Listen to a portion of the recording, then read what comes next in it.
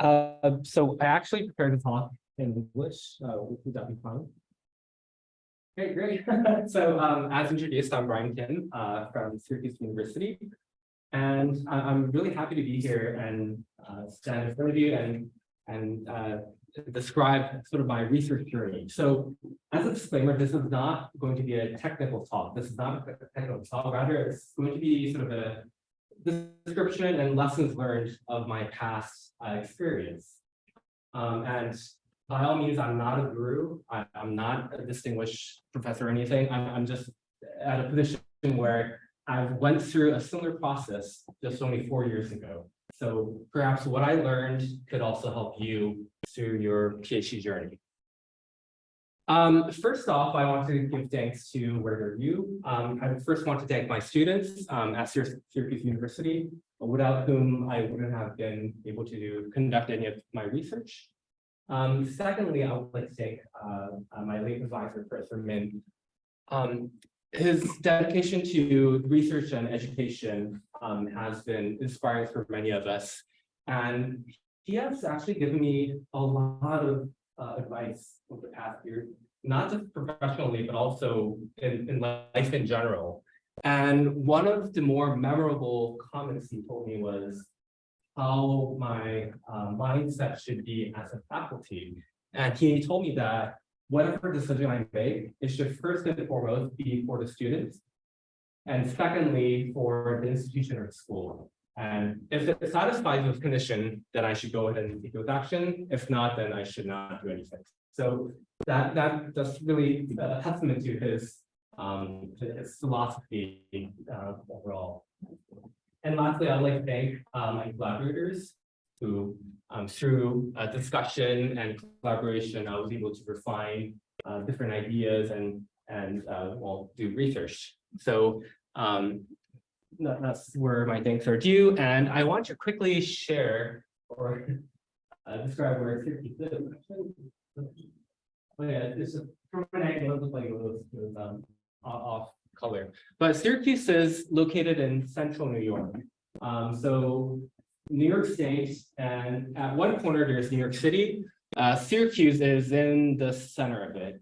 It still takes about 4, 5, 6 hours, depending on how fast you drive, to get to New York City. And Syracuse is known for a variety of things, but one of them being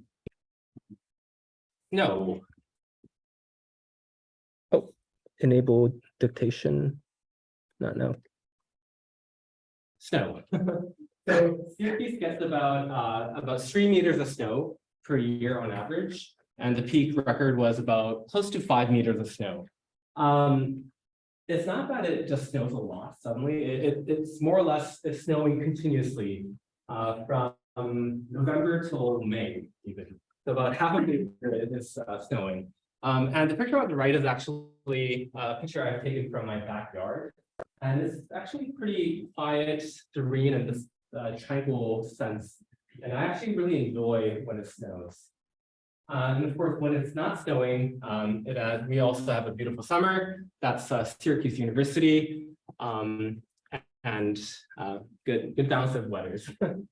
Recently, Syracuse was in the news because our chancellor recently visited Korea, and he went through 7 different universities and trying to strengthen the collaboration ties between Syracuse and Korea. And obviously, they're considering building a study abroad program here. But I think of the many reasons why they visited Korea, I can think of 2 main reasons. One, looked at biologics, recently moved into Syracuse and decided to invest $50 million or about 500억 in the area. And more tangibly for us is Micron announced that they were going to build a fab about 30 minutes away from Syracuse University of amount up to $100 billion. This is about 100 hectare 1. So it's a staggering amount of money. Of course, this is like for a period of 20 years, not like suddenly, but Korea being such a leader in semiconductor technology and computer science, I'm also expecting continuous ties with Korea. Speaking of which, I recently had the honor to host six visiting students from Seoul University in the past academic year. And they stayed for about 6 months, and they had the chance to work with my students, and our students had a chance to work with them as well. And it was really a good experience overall. Speaking of my students, I have 4 PhD students, and each of them lead a different project. I'm not going to talk too much about the technicalities because it's, again, not going to be a technical talk. Oh, whoops. But one of the projects is on how to design a data storage ingestion system pipeline for ML systems, another on capacity variance system to mitigate failed flow systems, another on cloud native SSDs, and lastly, rack scale CXL system. The last project on CXL, this one, we recently have a publication that will come out at UCX ATC. CXL is somewhat of a hot topic these days, and although I'm not going to go into too much details, Professor John will visit tomorrow and give a talk on CXL, so I really encourage you to attend this talk as well. So the visual graph on the right is sort of a depiction of how my past 15 years were. Vertically, time flows downwards along with my affiliation, and horizontally is my publication output. The different shade represents whether or not the publication is considered a top tier CSA or not. So there are a couple of things that you can notice from this diagram. First is that I moved around a lot, so even before my master's, I was in industry before that, and even during my graduate studies, I left to join SK Telecom and then went back to graduate school. So it was a lot of moving around, and also I spent a long time in graduate school. So I spent close to 10 years in total for post-undergraduate studies. And finally, this is probably the more uncommon aspect of my career, is that I did my graduate studies in Korea and was very lucky to land a faculty position in the States. So my talk today is going to describe from 2008, up until and during my faculty life, and hopefully that might give you some insight into what you could expect being a faculty. So something major happened in 2007. Can anyone guess what that was? Any wild guesses? Hint is that it's something that I'm pretty sure all of you have. iPhone, yes. The very first iPhone came out in 2007, in June. And although this is not the first smartphone per se, the first smartphone was actually an LG phone a year before. But iPhone is probably the most successful case of the smartphone. And with every sale of smartphone, that meant we had to, well, it was the equivalent of flash memory, because that was the only viable mobile storage. And it meant that now flash memory is ushered in an age of flash memory, because before that, it was mainly used for digital cameras or MP3 players or media players. So it had a very specific workload.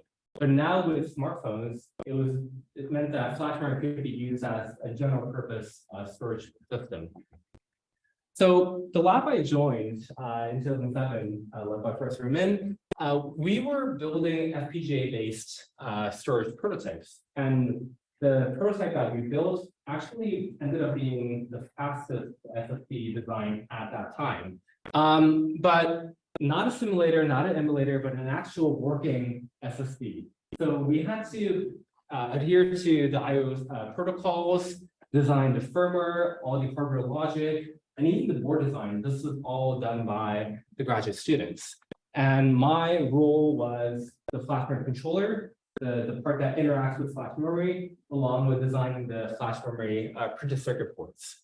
But it's not that I only had to interact with the flash memory backend, but I also had to talk to the graduate student who was responsible for designing the firmware, responsible for designing the error correction code and data paths, all the DRAM buffer management portion. I need to talk to everyone because it's not something that could work standalone, right? This is a working prototype with many different moving pieces, and that actually leads me to hear that discussing with others and working together was really was the only way that I was able to make a contribution in building the flash memory prototype in the controller. And research is sometimes it can be done alone, but rarely done alone. And I think there's huge merits to talking to your peers and talking to your advisors and getting ideas and refining your ideas. And you might even learn something new, or you might understand a different perspective that you didn't think about. And most importantly, it improves your communication skills because you have to express your idea to someone else and convince them. And likewise, you have to understand someone else's idea. And obviously, in an evolution aspect, we humans have a huge advantage of being able to specialize our tasks and be able to collaborate together, right? So same with computer science. It's not something that we individually do alone. Now, by 2009, after I finished my master's program, I started to get different ideas. So I wanted to do a PhD, but somewhere else. And foolishly, I thought that flash memory was done for, or that there was nothing more to do with flash memory. So what I wanted to work on after that was something called phase change memory. Nowadays, it's more known as just non-volatile memory or persistent memory. But back then, there was some activity, especially in the architecture community, about how to really use these kind of new memory technology. So in a nutshell, it had all the benefits, the performance benefits of DRAM, but higher scalability and non-volatility, just like flash. So it was really a question of, well, how do we really use this kind of memory technology? Where does it belong in the storage stack? And what kind of changes are necessary to take advantage of the non-volatility? And well, now we have things like Intel Optane, although we kind of abandoned the project, but it is possible now to emulate it using ports, DRAM-backed system, or using a real hardware. But back then, the option that we had was simulating it using a system scale simulator. And if you've ever had the chance to use Gem 5, you would quickly realize there's a lot of intricacies and a lot of bugs and errors in working with these kind of system scale simulators. And it was really challenging to me because previously I was building a prototype using a real FPGA board, right? But now I was simulating something that doesn't exist, and I was responsible to model it and make sense out of the system that makes sense and kind of argue that this is a better design. And frankly, I did not adjust to it that well. So as you can tell, by end of 2012, I made the hard decision to leave Ph.D. And obviously, this is not a message that I'm trying to convince any of you, but it was a tough decision that I had to make. So and some part of me was trying to tell myself that, I'm almost there. I spent 3 years already. If I work on it a few more months, maybe I'll have a breakthrough, and maybe I'll be able to continue on. But it wasn't looking that positive for me at that moment. And I had to really step back and think about if this is the right path for me, if I'm enjoying doing this, if how bad I want to finish my PhD, and if there is an alternative path outside of PhD. And obviously, you should talk to your peers along with your advisor as well, because I'll share with you later, but your advisor really wants you to succeed. And I made the tough decision to, for the moment, to pause. So in 2013, I left to join SK Telecom. And at this moment, at this time, SK Telecom bought SK Hynix, or bought Hynix, and it Hynix became SK Hynix. So they were looking to build a team that bridged sort of the memory expertise that Hynix has, along with the service level mindset that Telecom has. So, and at that moment, NVMe was also on the rise. Before that, the dominant protocol was things like SATA or IME. But now with NVMe, this meant that we didn't have sort of the single IO controller bottleneck. Now, Force could directly queue up requests and expose the parallelism from both the host side and the side as well. And also at this moment, cloud computing was continuing to be on the rise, meaning that same like SK Telecom had a huge interest in building a team dedicated for storage. Now, after about 2 years, I again started to have different thoughts. So I wanted to go back to Ph.D. and finish my degree, and then I started to think about, oh, what's a good topic to work on? And at that moment, storage QoS and tail latencies were becoming a rising issue, because SSDs are not used for their capacity, they're rather used for their performance. So if customers are paying, well, good money for SSD for performance, any tail latency is a huge impact that service providers need to well, address. At the same time, because they're expensive and they're used for performance, the service providers are interested in kind of co-locating space and having one device shared across multiple users. So this also then raises the concern of how do we guarantee performance when multiple users share the device. And SSD also internally has internal background activities like garbage collection that also makes it more challenging to kind of guarantee quality service. Now, at SNU, you could probably tell that I had a bit more of a better career compared to my time at UCSD. So this really begs me the question: what worked at SNU and what didn't at UCSD? And of course, there's a lot of different factors, but I think one of the factors that contributed to this was I happened to stumble across or work on the right problem at the right time.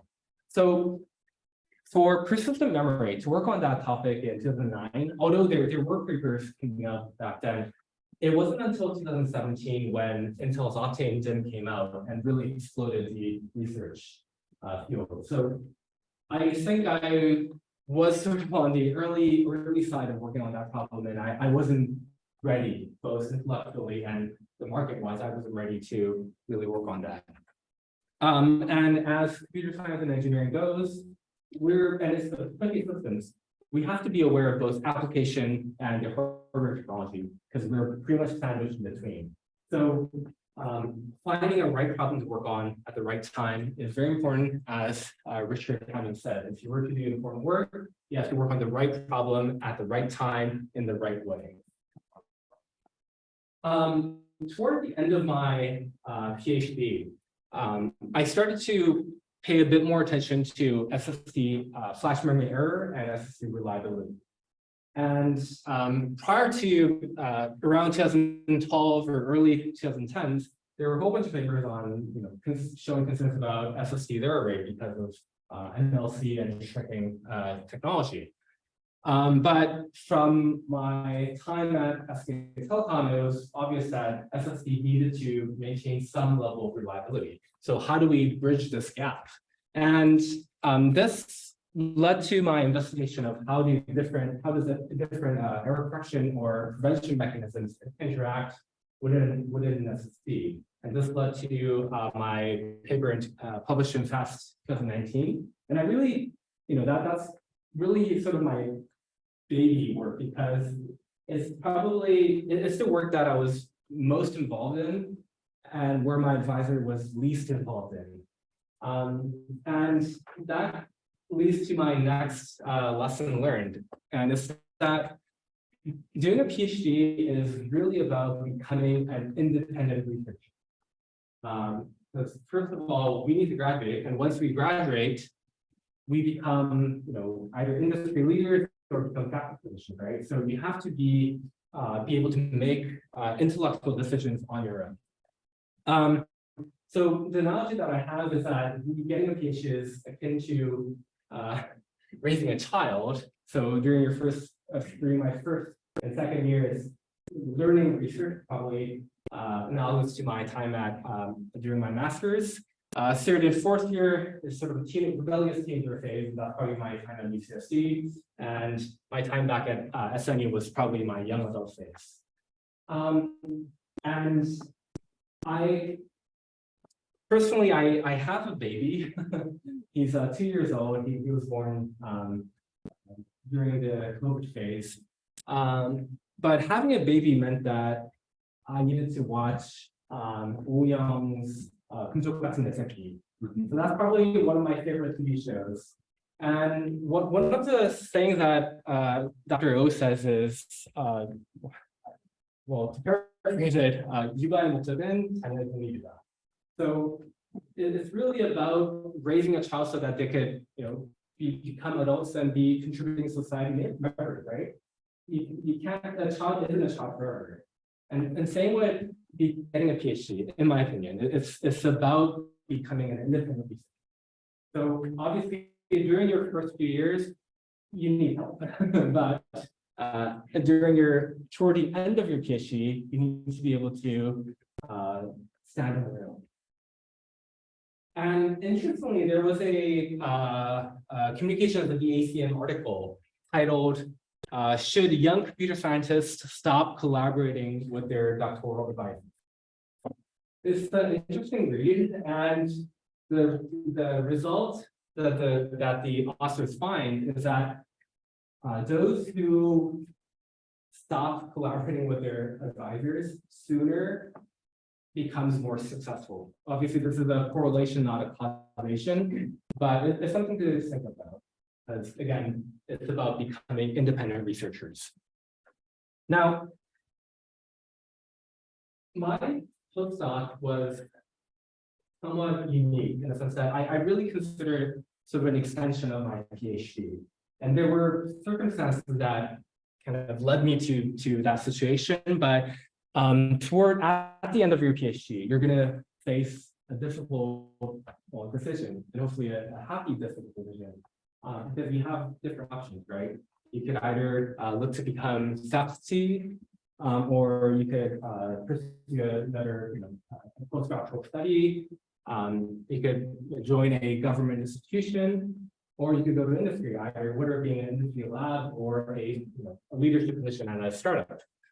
And even within faculty positions, there are different options that I didn't know about when I was a PhD student. So you have tenure track positions, your teaching track positions, and research positions. Just to share what I've learned during my time at Syracuse, or in the States in general, is that computer science is not a niche area anymore. It's different. We have to teach non-major students how to work with computers or how to use computer tools for their own major, right? So there's an ever-increasing need of teaching computer science concepts to non-majors. So we're seeing a lot of demand for teaching track professors in the States. So that's just something to think about. If you enjoy teaching, if you like to kind of help students learn new material, it's just something to think about. Now, but the big question is, how do I know if I'm good enough to become or to land a faculty position, or how do I know if I'm qualified for whatnot? So what I did may sound a little controversial. So I hit the names of who they are, but basically during my PhD, I've identified peers 1 or 2 years ahead of me on how they're doing, what their publications are, what kind of research they're doing. So for example, peer A here, during his PhD, he published 5 top-tier venues, and then landed a tenure track position at a certain institution. Again, I'm leaving out the details. So obviously that was kind of showing that I'm not quite there yet, right? But another peer had about 4 top-tier publications during his PhD and postdoc, so a little bit more comparable. And whoops, the last peer that I kept track with had only 1 good publication, and he landed a tenure track position at again, and all the places that they landed are good research schools, and they continue to do well. I mean, I'm only showing up till 2017-18 because that's when they were hired, but till this day they're doing really well in research. So what I'm trying to say is that it really depends, because research publication is not the only measure, right? There's a lot of various factors, but it doesn't hurt to keep track of what other people are doing. And what I want to, the lesson that I learned is that it doesn't hurt to keep track of other people. And who they are depends on your exact research area and exact thesis, but they actually would be pretty evidently identifiable who they are. And if you read enough papers, you will continuously see the one person that always shows up, right? That's the person you want to keep track of. And usually they would also have their CVs available online somewhere, so you could know who they are. Now, the caveat is that do not compare yourself to others for the sake of comparing. In fact, to my students, I always tell them, don't compare yourself to others, but what I'm trying to say here is that you're trying to be objective, right? And look at it from perspective of, this is what I have, and what do I need to do more to have a comparable resume. Now, speaking of hiring process or looking for seeing if I'm good enough for a faculty position, I was lucky enough to be part of a search committee during my time at Syracuse. So inside email muling. So I was really lucky to be part of that. And that experience really taught me that there's a lot of missing pieces that are not available to PhD students or candidates. So from a candidate's perspective, all they see is the woman saying that, oh, we're looking for someone of this background, being computer systems or programming language or whatnot. But behind the scenes, there might be different reasons to it, and that's usually not evidently very publicly known. So it could be the case where maybe the university is trying to strategically improve a certain area. So say quantum computing, maybe they're trying to really build up that area. Or it could be the case where someone's retiring and they need a replacement, or it could be the case where there's a lot of new incoming students. They need more faculty to cover that. Now, as a search committee member, we have to kind of judge if they will continue to be dominant in research and teaching as well. But the power lies in the search committee side. So as a candidate, what you need to do is really, in my experience, is over-prepare. So I've applied to 90-ish different places during my search.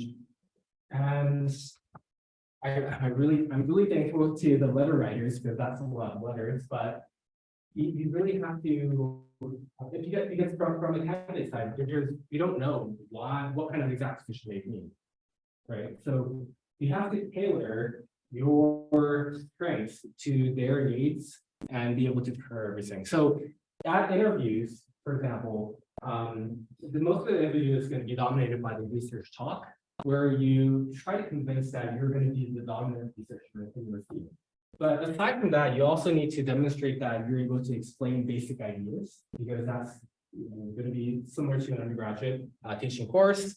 And during one-on-one meetings, you ideally want to relate your work to other people so that there's some hint of potential collaboration.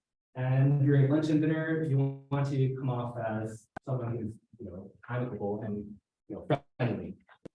But it's not just interviews. Everything starts even at conferences and meetings. So when you go to conferences, whether it be, I mentioned ATC earlier, but whichever conference of your own area, you should be prepared to give a 30-second talk of what you work on. Like 30 seconds is kind of short, but also kind of long if you think about it, but a few sentences. So a very condensed version of what you do. And during that time is the window where you kind of engage with other people and let them know who you are. I had after my interview at Syracuse, I was flying back to Korea, and next to me on the flight happened to be the chancellor of SUNY Portland. So SUNY Portland, SUNY is State University of New York. So New York Junikdae has a whole bunch of smaller campuses. And Portland is a city in between Ithaca, where Cornell was, and Syracuse was. He sat next to me. He was a chancellor, the 총장, right? And I told him, well, I just had an interview at Syracuse. And he told me that, oh yeah, what do you work on? So I started describing what I do, and he yawned and fell asleep. Now, granted that he's not a computer scientist, he was a ornithologist or so he studied birds, right? So someone completely outside of my area. But I really need to capture what I do to him within a very short period of time. So you can't be very verbose when you describe what you do. Obviously, he was probably really tired. Okay, so now I want to briefly talk about my experience as a faculty. And I've always known that professors were busy. I never knew how exactly busy they were, but it turns out there's a lot of different tasks to juggle. And teaching, research, service, these are the three main categories that we divide our work. And teaching, one of them, this is surprisingly the task that takes up most of my time. Yeah, but time taken does not equate to importance. Just as a disclaimer. Research is probably the more important part. And I am used to writing papers, but obviously there's also writing proposals and writing reports. Aside from the writing part, recruiting and mentoring students is also part of research. And I have a relation, and that's probably the most stressful part for me, to be honest. I've never realized how difficult it is to mentor students until in the faculty. Now, last category is service, and this is pretty much like 행정일, and it's called service because it's work that we do for free. Like professors aren't paid to do this, but someone has to do it to run the system, right? So I wanted to figure out how I should divide my time among teaching, research, and service. And obviously, within research, there are different parts to it. So I wanted to figure out how to solve the problem. So first, we have to write paper, right? Paper is a sort of a metric of publication output. But to write papers, we need students. But who's going to pay the students? Well, we need funding, right? We need projects where we have funds to pay the students, but to get funding, we actually need papers. Because who's going to fund my project if I don't have any, preliminary work to show for? Like, who's going to believe that I'm able to do this? Right? So you can probably tell there's a cyclical, this is a cycle, right? So it can either turn vicious or virtuous, meaning that if I run out of funding, I won't have any students, and then I'm not going to be able to keep writing papers. That's going to reduce my funding further. Or it could end up being a virtuous cycle where things feed on each other. And so how to divide my time because I only have 24 hours, like all of you guys. I don't have more time. So I need to allocate my time wisely. So I started to devise a equation to solve the problem. So the next state of the paper, it depends on the current state of the paper multiplied by some decay factor and the current number of students I have, their submission rate and their acceptance rate, and whatnot, right? And I could, there's also an equation to solve for the number of students I have. And the next state of the student would be current students multiplied by graduation rate. So if it takes 5 years on average, then that would be 0.8. And how much funding I have and how famous I am. Because if I'm no one, then I'm not graduate students, multiplied by my effort in recruiting students. And lastly, my funding is going to be my current funding, subtracted by the current number of students that I have, because each state are going to consume money, added by how much additional proposal I'm going to write. So it seems like, when I came with this, I was like, all of these numbers could be approximated. So I could know, well, paper significance decay, I could make up a number, approximate number, and be okay with it. Submission rate, I could say, each student submit 1 paper a year. Acceptance rate, about a quarter, right? 20 to 30% for each conference. And student graduation rate, that's also known. Fame factor, that's kind of unknown. That's different. Funding per preliminary data. So it turns out, usually 1 paper could generate about, again, this would be based on my experience, about 2 years of funding. Acceptance rate for proposals, about a quarter as well. So it looked like I could solve this problem. I was not able to solve this problem because it turns out maximizing, I don't know what to maximize for, right? The assumption is that writing a lot of papers is good, but actually that's really not what I'm trying to optimize for. Is it the number of students or is it the amount of funding? Actually, the optimization function is not known and it's never going to be explicit. So this is an unsolvable problem, in my opinion. I'll be happy to actually, the point is that there's no, I shouldn't try to min-max optimize. This is not a game, right? Instead, I decided to focus my efforts on what I can control. So forget about things I don't have any control over. So things like acceptance rates or citation count, I'm not going to worry about that. What I should worry about is me producing good work, good papers or good proposals. And my sense is that unless my acceptance rates become really bad, I'm not going to worry about it too much. So for example, if my acceptance rate of papers fall to 10% or 5%, then that means that I'm doing something really wrong. But unless that's the case, I shouldn't worry about it too much. Now, let me show you how that worked out for me. So I joined Syracuse in 2015. In November, I submitted a proposal. So immediately I wrote a proposal and submitted it. That was funded 6 months later. In the States, the review process is quite long. 6 months is a typical review process. That 2020 fall, I wrote a proposal for Samsung, and that got funded early 2021. So at this one moment, I was like, oh, 100% acceptance rate. I'm doing pretty well. Well, then I had a lot of rejections in 2022, 5 rejections. And my excuse is that my son was born in 2021, so a lot of my time was spent outside of research and work.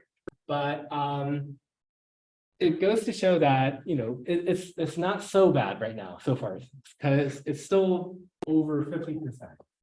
So I'm going to stick to what I'm going to do right now. But if my acceptance rates of proposal go really downwards, and I'll try to revise my strategy. Oh, okay. Now that was sort of the proposal side. So I want to describe a little bit about papers. So here the time is on the horizontal side, and each of these dots represent my paper submission. So the green ones meaning they're accepted and published, and red ones meaning they were rejected. So in the middle is the line, the research line on quality service, and the little offsets vertically are representation of how, kind of slightly branches of the original idea. So direct line means that it's a sort of a successive work. Aside from that, I also had some kind of standalone work that didn't connect with anything else. Now, after I left SNU and went to Syracuse, it's the pop-up. Cancel. This is sort of a representation of the relationship between my papers. So one of the lines led to becoming a project that started in 2020, and my first student also came in joined my lab in 2020. Another branch of work led to a different project, and another branch off into a different project, publication there yet. And a completely new topic over here with one acceptance and one rejection so far. So some of what we can observe here is there are kind of two different cases of rejections, one or two different observation points. First is there are two cases of consecutively rejected cases. Now, the one on the top is a paper that I wrote by myself when I didn't have any students. And the reviews in general came back and said that the idea is cute, but it's not as significant. The other red rejections over here is a work that I wrote with my student. And it's a case where we failed to convince the reviewers of the significance of the work. And I think it's because it was eventually accepted and it won the best paper award. So we can't judge a paper just based on how many times it was rejected. It's ultimately when it's accepted, how well received it is. Aside from the series of rejections, there's also these kind of disconnected work. And these are papers that I call Onetrick ponies because they're published, but they don't connect with these notes and they don't have any follow-up work. And the lesson that I've learned from this is that I should try to publish or work on big important projects instead of smaller pieces that don't really teach them. So I want to build foundational work and I want to avoid one-off papers because if from a return on investment perspective, the paper that I write, if it doesn't lead to anything else, then it's in a sense time wasted. And also, rejection doesn't necessarily mean that it's a bad idea. It could mean that it's an idea that was not really executed well, maybe not the right type of workload, or maybe a wrong application domain, or it could be inadequately presented. So what I'm trying to suggest to everyone is that try to target big foundational work instead of little cute ideas. So where to from here? Well, I currently have 4 students and 4 different projects, but I would like to expand and create more work. But the message that I want to tell you also is that try to plan out your career. And I know this is really hard because there's already a lot of uncertainty, but something that I've recently exercised is something called a book with many chapters. And the idea is that writing chapter titles of your autobiography. So like key achievements or ideas that for 10 or 5 years intervals. And the reason that is important is because without setting a grand scheme of where you want to be, it's really easy to lose on the long-term vision. And Melinda Gates of the Bill and Gates Foundation said, Bill Gates Foundation, right? Said that if you don't have an agenda, someone else will set you an agenda. So I really encourage you to think about where you want to be, not just 5 years from now on, but every 5 years, what you want to be known for. Yeah, so that's sort of the end of my talk, and I will be happy to take any questions. Korean is fine too. Thank you.